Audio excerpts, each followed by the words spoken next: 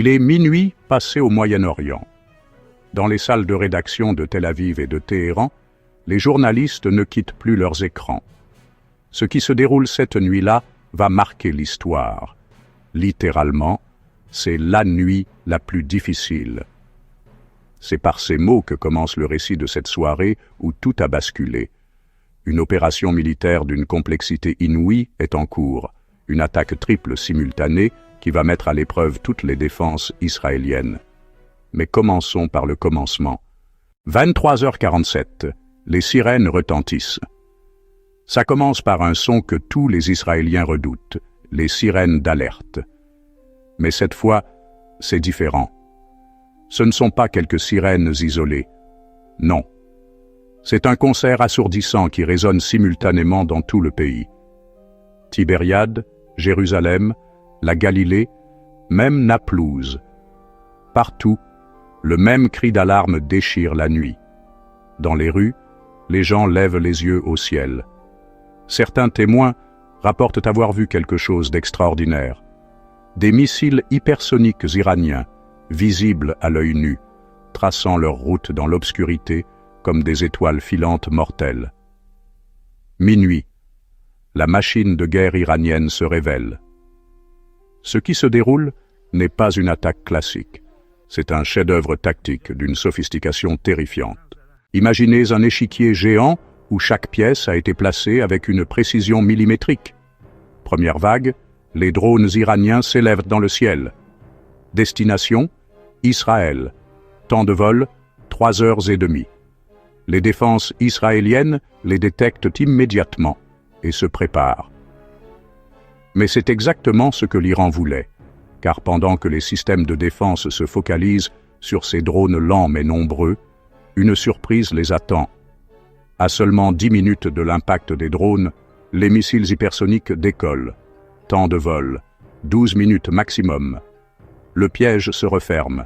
Les défenses aériennes israéliennes se retrouvent face à un dilemme impossible. Traiter les drones qui arrivent ou se préparer aux missiles hypersoniques qui foncent vers eux. Impossible de faire les deux efficacement. 0h15. L'étau se resserre, mais ce n'est pas fini. Du sud, une troisième menace se matérialise. Le Yémen entre en action. Maintenant, Israël fait face à un feu croisé venant de l'Est, du Nord, du Sud. Des millions d'Israéliens se précipitent dans les abris.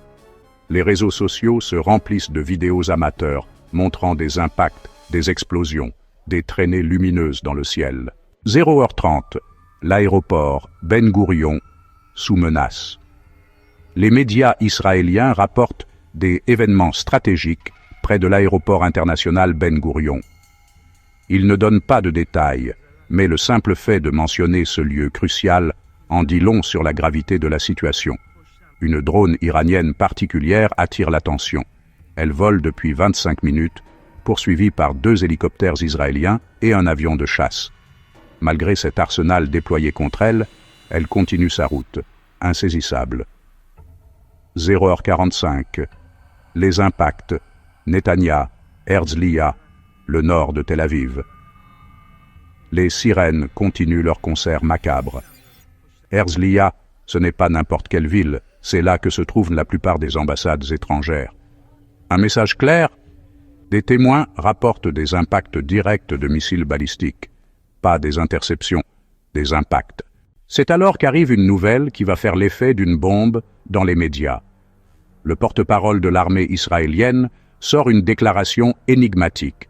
Il s'est passé quelque chose de dramatique au Yémen. Pas plus de détails. Juste cette phrase qui va enflammer les spéculations. Les médias israéliens s'emballent. Si cette opération réussit, elle changera complètement le cours des événements militaires. Mais que s'est-il réellement passé?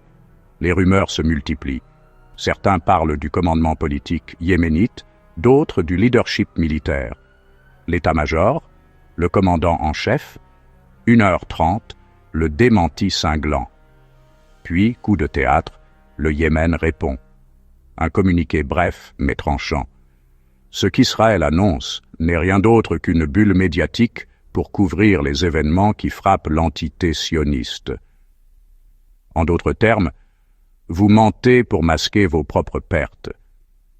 Car pendant que l'attention se concentre sur ces déclarations fracassantes, d'autres nouvelles filtrent discrètement. Le journal Yediot Aharonot révèle que la première vague iranienne a causé des fuites de matières dangereuses à Haïfa. Une installation stratégique économique, peut-être pétrolière, aurait été touchée. Sur le front de Gaza, négligé par les médias focalisés sur l'Iran, le drame continue. 4 soldats israéliens, 3 simples soldats et un officier sont morts selon certaines sources.